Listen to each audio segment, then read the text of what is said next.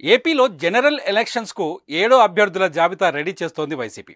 ఇప్పటికే 6 దఫాలుగా అభ్యర్థులను మార్చి 6 జాబితాలను ప్రకటించింది. అయితే ఆ లిస్టులో ఎంతమందిని మారుస్తారనే ఉత్కంఠ నేతలను వెంటాడుతోంది. అసెంబ్లీకి వచ్చిన మినిస్టర్లు, ఎమ్మెల్యేలు, ఎమ్మెల్సీలు సీఎంఓ ఆఫీస్కు క్యూ కడుతున్నారు. మరి 7వ జాబితా ఎలా ఉండబోతోంది? సిఎంఆర్ ఫ్యామిలీ మాల్ ఇప్పుడు మన కేపీహెచ్బీలో ఫిబ్రవరి 10వ తేదీన ప్రముఖ నటి శ్రీలీల గారిచే ఘన ప్రారంభం. 2019లో ఇడుపులపాయలో తండ్రి వైఎస్ఆర్ సమాధి దగ్గర అభ్యర్థుల జాబితా విడుదల చేసిన జగన్ ఈసారి మాత్రం విడతల వారీగా అనౌన్స్ చేస్తున్నారు.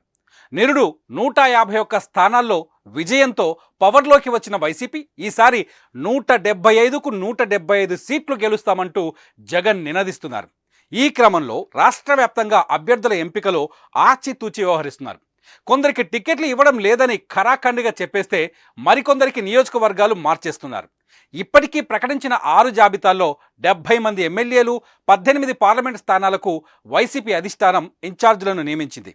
మొదటి జాబితా నుంచి ఇప్పటి వరకు ప్రకటించిన 6వ జాబితా వరకు మంత్రులు, ఎమ్మెల్యేలు, ఎంపీలకు ఫోన్లు వచ్చాయంటే చాలు సీటు గల్లంతు కానుందే అనే నిర్ణయానికి వచ్చేస్తున్నారు వారంతా. దీంతో సీఎంఓ నుంచి ఫోన్ రింగ్ వస్తే చాలు సీటుకు ఎసరు పడిందని బెంబెలెత్తిపోతున్నారు. 7వ జాబితాను వైసీపీ సిద్ధం చేసిందట. దీంతో 6 జాబితాల్లో పేర్లు రాని వారికి ఈసారైన అవకాశం ఉందా లేదా అనే అనుమానంతో సీఎంఓ కార్యాలయానికి చేరుకొని ఎంక్వైరీ చేస్తున్నారట. ఓటాన్ బడ్జెట్ అనంతరం ఎమ్మెల్యే ధనలక్ష్మితో పాటు ఎమ్మెల్సీ అనంతబాబు రంపచోడవరం టికెట్ విషయమై చర్చించేందుకు తరచూ సీఎంఓకు వస్తున్నట్టు తెలుస్తోంది.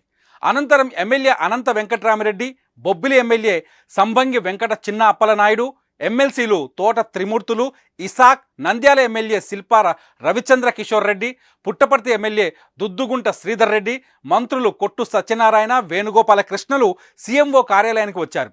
సీఎం రాజకీయ కార్యదర్శి ధనుంజయ రెడ్డిని కలిసి టికెట్ విషయమై చర్చించినట్టు సమాచారం.